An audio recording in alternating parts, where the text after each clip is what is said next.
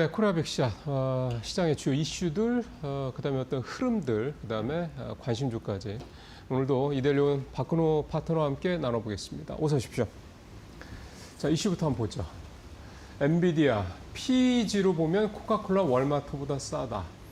이 얘기부터 해보죠. PEG부터 좀 설명해 주셔야 될 것 같은데. 이게 오늘 아마 시청자 여러분들이 가장 주의 있게 보셔야 될 이슈라고 생각을 하는데 굉장히 중요한 부분입니다. 그러니까요. 이걸 첫 번째 이슈로 삼긴 할 건데 그냥 간단히 말씀드리면 PEG만 설명을 해주시고 가면 될 것 같아요. 일단.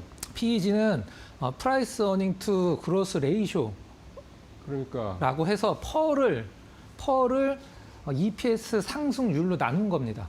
펄을 분자에 넣고 네. EPS 상승률을 분모에다 넣고 펄을 EPS 상승률로 나눈 거죠. 그래서 그게 무슨 의미예요? 이 수익이 올라가는 기업은 고평가라는 거를 펄을 볼 필요성도 없고 고평가 그렇죠. 논란이 있을 필요가 없다. 어차피 표가 계속 네. 떨어지니까. 그렇기 때문에 지금 엔비디아가 코카콜라 월마트보다 뭐 시가총액을 얘기를 하는 게 아니라 더 저평가 구간이다라는 얘기입니다. 왜냐하면 엔비디아는 계속해서 이익이 늘어나니까. 네, 이걸 오늘 첫 번째 이슈라고 그러시죠. 오늘 시청자 여러분들이 꼭 보셔야 되는 부분입니다. 예, 네. 이게 어찌 보면 지금 벌어지고 있는 AI 거품론, AI 고평가론 이 부분과 아주 직접적으로 연결될 수 있는 내용이기 때문에 한번 보시죠. 그다음에 두 번째, 외국인이 어제 좀 샀어요. 1조까지는 아니고 1조 가까이 샀는데 네. 오랜만에 좀 매수가 들어왔다라는 점이 조금 의미가 있다라고 볼 수 있고 어제 사실은 환율이 1,770원 근처까지 갔기 때문에 좀 1,470원. 네네. 큰일 날 뻔했네. 그럼에도 불구하고 외국인이 샀다는 얘기는 환율보다 더 뭔가 있었나 보죠?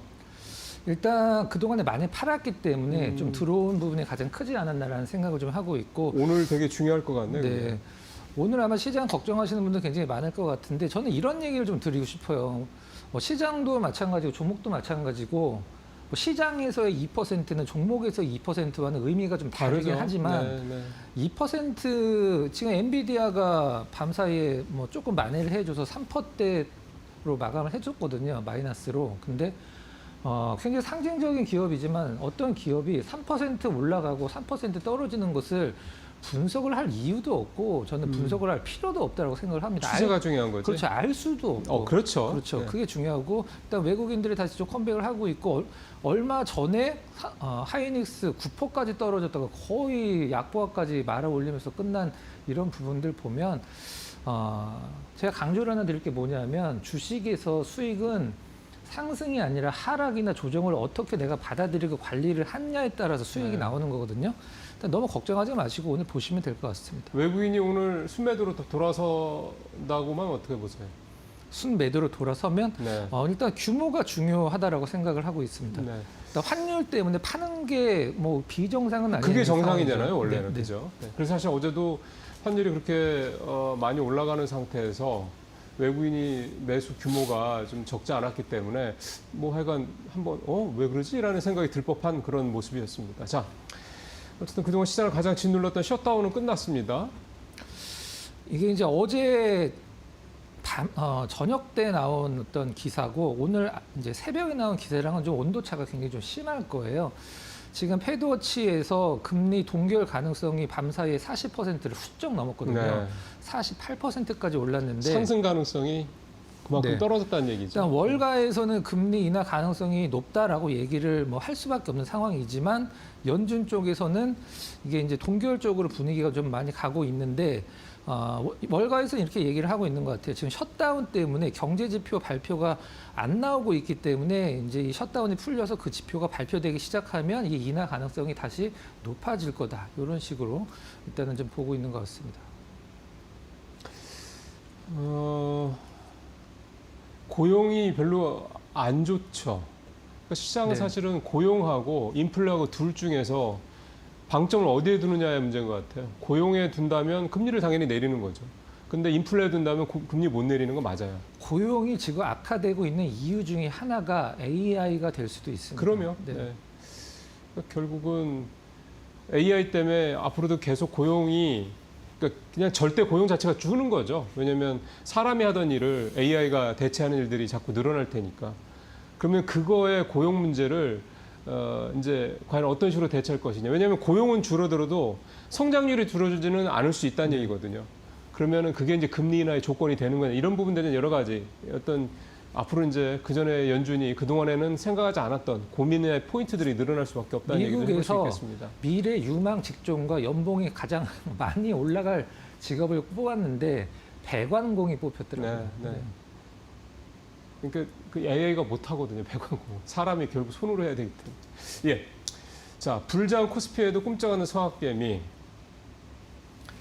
꿈쩍 않고 다시 우리나라로 돌아오고 싶어도 이미 표현이 좀 그럴 수도 있습니다만은 강을 건넜습니다. 어떤 부분이냐면 최근에 국내 이제 서학개미로 불리우는 미국장 주로 투자하시는 분들 중에 가장 많이 사는 종목들이 이 비트코인 관련주들, 뭐 비트마인, 비트팜스, 이제 비트마인은 이제 이더리움 이제 계속 비축하는 기업이죠. 전 세계 이더리움의 거의 한 3%에 또 못 미치는 물량을 그 기업이 갖고 있는데 밤 사이에 비트마인이 9% 넘게 빠졌고 비트팜스가 17% 빠졌습니다. 그럼 이제 물려있다는 얘기가 되는 거구나, 앞으로. 오고 싶어도 지금 올 수가 없는 상황입니다. 지금도 손실이 엄청 큰 상황에서 어제 더 떨어졌거든요. 그래서 예. 그렇죠. 사실 그렇게 빠지면 던지고 나오기 힘들죠. 네. 그냥 물려서 가는 거죠. 네. 저는 그런 생각도 들어요. 서학개미가 국내 시장이 좋은데 왜 자꾸 미국에 투자하냐 이렇게 바라볼 수 있는데 저는 어떻게 보냐면 저거는 투자의 다양성 측면에서 그 포트폴리오를 이렇게 다양하게 그 자산 배분한다는 측면에서 저는 필요하다고 생각합니다. 그러니까 미국의 투자도 일부 하고 근데 이제 그 퍼센티지가 많냐 적냐의 차이인 거지. 저는 거품이 저는 개인적으로 거품이라고 표현을 하진 않겠습니다. 이걸 평가를 할 수 있는 수단이 없으니까 코인이 만약에 조금 더 안 좋은 방향으로 간다라고 하면 그게 주식시장에 영향이 적지는 않을 것 같습니다. 그 주식시장한테 좋다는 얘기죠? 아니죠. 안 좋다는 얘기예요? 네. 개인 투자자들도 마찬가지고 지금 전 세계적으로 이제 코인 쪽에 들어있는 자금들이 엄청 크기 때문에 그게 만약에 우려할 정도로 빠진다라고 하면 주식 시장에서도 이 코인 하시는 분들은 표현하는 단어 이제 멘징이라는 표현을 좀 많이 쓰거든요. 그래서 저점에서 잡으려는 노력을 굉장히 폭락하면 굉장히 살려고 하거든요. 아, 그러면은 이제 코인 쪽으로 자금이 더 들어갈 수 있다 이 얘기구나. 그럴 수도 있고 이제 개인 투자자들도 좀 약간 소위 얘기하는 멘탈이 좀 나갈 수도 있는 그런 상황이죠. 예. K뱅크 시총 1조 나초 상장. 이번에는 상장되나요? 일단 기존의 상장이 불발이 됐던 이유 중에 하나가 일단 시총을 크게 잡았을 때 6조, 5조 이상 잡으려고 하다가 이제 기관 투자자들 어떤 수급이 좀 안 돼서 실패를 좀 했었었는데 이번에 3조 원 중반에서 후반 정도 노리고 다시 이제 예비 심사 청구가 좀 들어간 상황인데요. K뱅크가 이제 3조 원 중반 후반 정도 상장한다라고 하면 지금 카카오뱅크가 10조 원 정도 되니까 한 반이 훨씬 안 되는 상황이긴 한데 이걸 올려드린 이유는 과거에 K뱅크 상장하려고 했을 때 관련주들이 굉장히 핫하게 움직인 경험들이 좀 있었었어요. 그래서 카카오뱅크나 이런 회사들? K뱅크 지분을 갖고 있는 기업들, 그러니까 다날이나 KG 이니시스, 그다음에 적은 기업 중에서는 브리지텍이라고 브리지텍은 0.8% 갖고 있는데 3조 원 후반 상장하면 자기 시총의 거의 절반 이상의 그 지분 가치거든요. 그다음에 컴투스도 갖고 있고 그래서 K뱅크 이제 예비 심사 청구가 들어갔기 때문에 그런 관련주들, 카뱅 관련주들, 그렇죠. 테마주로 한번 움직일 수 있다. 네네네. 이건 되게 단기적인 어떤 접근을 할 수 있는 그런 거라는 한 번 올라갔다 다 내려왔습니다. 네. 자, 첫 번째 이슈 PEG로 보자 이 얘기인데 한번 보죠. 이제 PEG라고 부르기도 하고 팩이라고 팩이라고도 해요. 표현을 하기도 하는데 그 외환시장에서 패그 시스템이랑 발음이 비슷해서. 네. 예. 일단 타이틀상 지금 엔비디아가 거품 논쟁이라고 얘기를 하는데 먼저 여담으로 말씀을 드리면 저는 엔비디아 2% 3% 떨어진 거 뭐가 무섭겠습니까? 진짜 무서운 건 미국 빅테크들이 떨어지는 게 더 무서울 거라고 생각을 합니다. 미국 빅테크가 막 뭐 5%, 7%, 10% 이렇게 누적으로 떨어졌을 때 완전히 상승이 꺾였다라고 시장이 판단을 했을 때 그게 진짜 AI 시장의 마감 신호라고 생각을 합니다. 엔비디아는 얼마든지 지금 밤사이에 떨어졌어도 불과 일주일 전 주가예요. 다시 올랐다가 다시 떨어진 겁니다. 근데 왜 엔비디아를 코카콜라, 월마트보다 싸다라고 표현을 하는지 한번 좀 살펴보도록 하겠습니다. 네. 엔비디아 퍼가 지금 42배 정도 됩니다. 근데 23년 초 대비해서 주가가 3배 올라왔는데 퍼가 그때 3년 전에 90이었다가 지금 40으로 낮아진 상황이에요. 그동안 이익이 올랐던 거니까. 그렇죠. 이제 주가가 여기 있는데 고평가네, 시가총액이 왜 이렇게 높아? 고평가다, 너무 많이 올랐네. 하지만 이익이 올라가니까 퍼가 내려가는 거죠. 그렇기 때문에 이 부분을 이제 보는 게 바로 피익이라고 이제 보시면 될 것 같은데, AI 기술주들이 이제 월가에서 보는 건 이게 피터 린치도 많이 좀 활용을 했던 방법이긴 한데, 이익이 가파르게 증가를 하면 당연히 고평가였던 퍼는 내려가게 돼 있거든요. 네. 고평가를 잠식시킬 수 있는 건 실적의 증가밖에 없습니다. 그렇죠. 그래서 월가에서는 엔비디아가 더 저평가라고 판단을 해야 된다는 분석을 지금 하고 있는 상황이고요.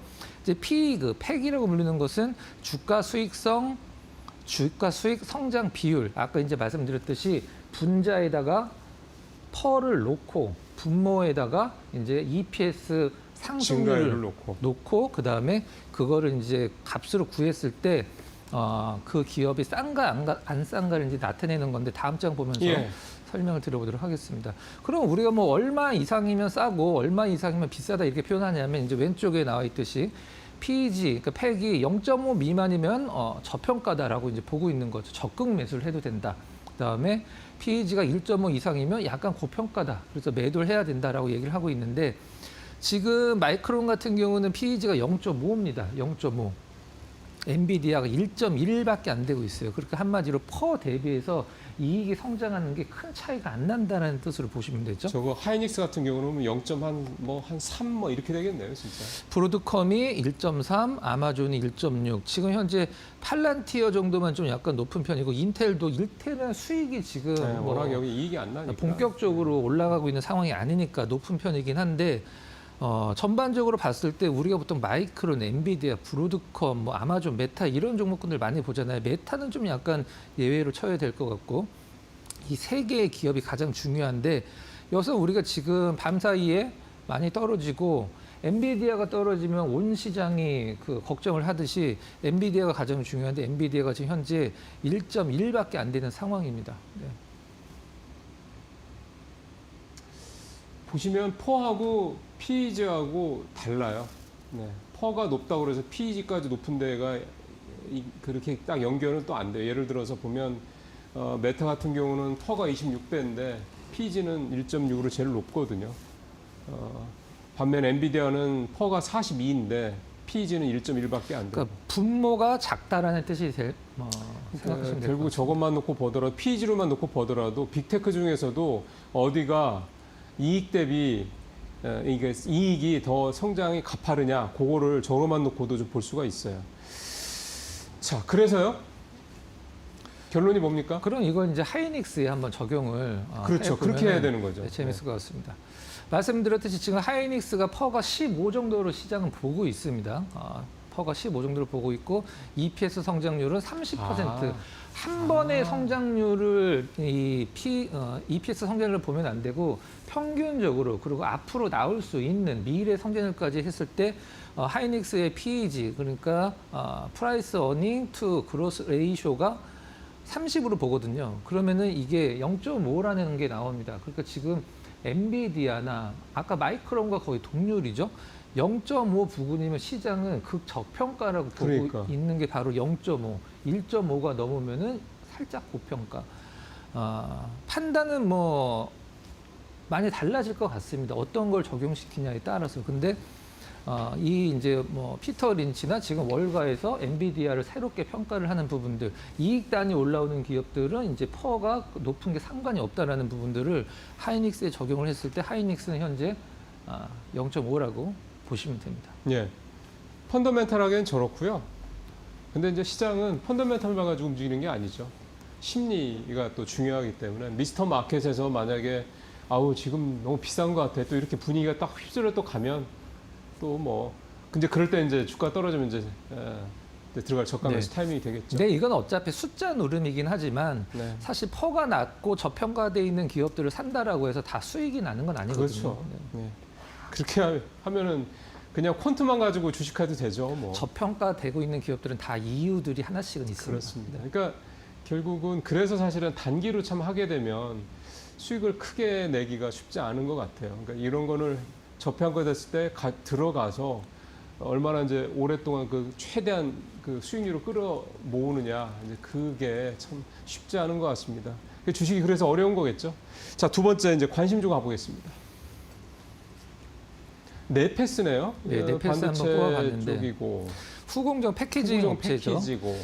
이 기업을 이제 가장 중요한 부분이 어떤 부분이냐면 FIWLP라고 표현이 되어 있는 부분이 있는데 이게 이제 펜인 웨이퍼 레벨 패키징이라고 해서 FO가 있고 FI가 있습니다. FO는 펜 아웃 그러니까 칩보다 기판이 큰 걸 얘기를 하는 거고 FI는 펜인이라고 해서 칩과 기판의 크기가 동일한 걸 얘기를 하는데 이게 지금 이제 과거에는 이제 굉장히 비싼 패키징이거든요. 그래서 스마트폰 쪽에 많이 쓰였는데 이게 지금 AI 서버 쪽으로 굉장히 많이 그 매출이 발생을 하고 있습니다. 그러네요. 71%. 네, 그리고 여기 두 번째 줄 이 단어가 저는 가장 중요하다고 생각을 하고 있는데 여러분들 잘 보시기 바래요. 오늘은 뭐 떨어질 수는 있습니다. PLP를 네페스가 과거에 굉장히 크게 투자를 했는데 거기서 매출이 발생을 안 했는데 여러분들이 지금 TSMC, PLP, 삼성전자, PLP 이렇게 검색을 해보시면 기사들이 굉장히 많이 나올 거예요. 어떤 류의 기사가 나오냐면 PLP라는 건 패널 레벨 패키징이라는 건데 우리가 보통 웨이퍼가 동그랗잖아요. 네. 근데 패널 레벨 패키징은 웨이퍼가 네모났습니다. 아이고 그렇게 되면은 효율이 굉장히 높아지겠네. 그렇죠. 위에 네. 남는 부분이 사각 공간이 없습니다. 없어지는 거니까. 이게 굉장히 어려운 건데 전 세계 글로벌적으로 처음으로 네페스가 개발을 했습니다. 그것도 한 7년, 8년 전에. 근데 지금 TSMC도 이 패널 레벨 패키징을 도입을 적극적으로 한다라고 이제 기사가 나오고 있고 삼성전자도 이걸로 PLP 쪽으로 이제 생산적인 측면에서 월등하기 때문에 전환을 하려고 기사가 계속 나오고 있는데 우리나라에서 PLP 패널 레벨 패키징 네모난 웨이퍼를 패키징할 수 있는 기업은 단 한 곳밖에 없습니다. 딱 네페스 한 곳밖에 없어요. 전 세계적으로 처음 개발을 하기도 했고 그 다음에 지금 저전력 반도체들이 이제 서버에서 전력을 너무 많이 잡아먹다 보니까 저전력 반도체들이 굉장히 지금 시장에서 뭐 해성 DS 그다음에 뭐 DB 하이텍 이런 쪽이 많이 움직였는데 저전력 반도체 관련해서도 네페스가 상당히 의미 있는 부분이 있으니까 오늘 이제 시장에 빠지고 뭐 반도체들 빠진다라고 하면 뭐 오늘 종가나 다음 주 정도 한번 좀 살펴보시면 될 것 같고요. 차트 한번 잠깐 보도록 하겠습니다. 주봉으로 볼 텐데 수급이 좋아지네요. 이게 주봉입니다. 그러니까 한 5달 정도 될 것 같은데 6월 달서부터 기관 수급이 바닥치고 계속 올라오고 있고요. 근데 외국인 수급도 계속적으로 올라오고 있는데 지금 반도체 소부장 쪽에서 이런 그 쌍끌이 매수가 들어오는 수급이 그렇게 많지는 않거든요. 주봉 차트 보시면 한번 올랐다가 한 달 반 정도 기간 조정 받고 다시 오르고 지금 기간 조정을 이번 주에 마무리를 짓는 상황이긴 한데 오늘은 좀 약간 뭐 지켜보면 되실 것 같고 아까 말씀드렸던 두 가지 단어 이제 펜인 레벨 패키징 그 다음에 웨이퍼 레벨 패키징 그 다음에 PLP 패널 레벨 패키징 전 세계에서 처음으로 개발을 했고 우리나라에서 유일하게 할 수 있는 장비사는 패키징 업체는 네페스밖에 없다는 점 보시면 되고 실적은 이 회사는 네모난 웨이퍼를 만드는 회사라는 거예요? 아니면 아니죠. 그 패키징 업체들은 하이닉스나 삼성전자에서 웨이퍼를 받아다가 패키징을 해주는 겁니다. 네. 그러면은 지금 TSMC하고 삼성전자가 네모난 사각 웨이퍼 그거를 이제 도입을 하려고 추진하고 있다 이 얘기잖아요. 여러 가지 이유들 때문에. 그러면 그 사각 그 웨이퍼를 이제 받아서 그걸 온 다음에 패키징을 이제 네페스가 한다는 얘기잖아요. 그 다른 회사들은 못 해요? 우리나라에서는 네페스만 그 사각 웨이퍼를. 패키징을 하는 근데 그게 네페스 외에는 그쪽으로 전혀 완전히 존재하지 않습니다. 전환이 되기 전에는 매출이 막 큐가 막 좋아지고 이러기는 어려운 거 아니에요? 지금은 이제 그거는 이제 앞으로 큰 성장 모멘텀이라 보시면 될 것 같고 앞서서 말씀드렸던 그 이제 펜인 웨이퍼 네네. 렐 패키징 그게 원래 스마트폰 쪽에서만 많이 했었거든요 네페스가. 네. 근데 스마트폰 시장이 그렇게 성장을 하지 않다 보니까 실적이 정체되고 투자를 너무 많이 했습니다. 그래서 캐파 투자를 많이 해서 실적이 좀 다운됐다가 이게 이제 AI 서버용 쪽으로 매출이 한 몇 년 전만 해도 AI 서버용 쪽으로 1%도 안 됐었거든요. 네페스가. 근데 지금 17%까지 올랐습니다. 서버향이. 그래서 실적은 막 턴어라운드 하고 있는 초기라고 보시면 될 것 같아요. 그런 거 비하면 주가는 많이 올랐네요. 바닥에서. 이제 고점 대비해서 이건 이제 주봉이니까 과거의 고점 보면은 막 이 정도 가 있거든요. 그래서 많이 떨어져 있는 한 3분의 1 토막 정도 나 있는 상황입니다. 그래서 최근에 이제 수급이 예. 지금 2024, 그러니까 작년 정고점을 좀 거의 이제 근접을 해 있는 그런 상황이거든요. 그쪽은 24년. 그러니까. 네. 그러면 그 전해를 계산을 하면 여기는 나와 있지 않지만 한 3분의 1 3분의 1 정도로 토막. 네, 수렴했다.